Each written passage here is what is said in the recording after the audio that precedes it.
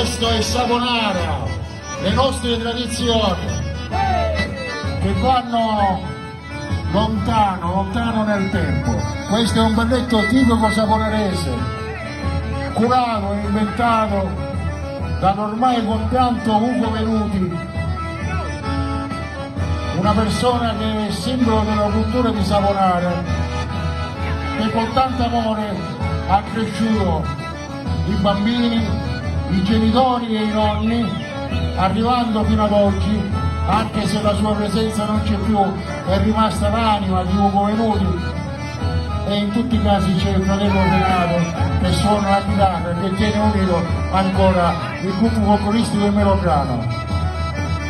Un applauso a questi amici che ci seguono sempre nelle nostre avventure. Fra la corte del principe e i popolani c'è un legame indissolubile,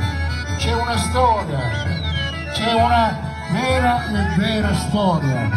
la storia del comune di Savonara. Grazie per averci avuto qua stasera, grazie Petruccio, ti ringraziamo con tutto il cuore e ti aspettiamo a Carnevale a Savonara come per i mesi dell'anno. Grazie Sindaco, grazie amministrazione, grazie voi cittadini che con i vostri applausi sono linfa per le nostre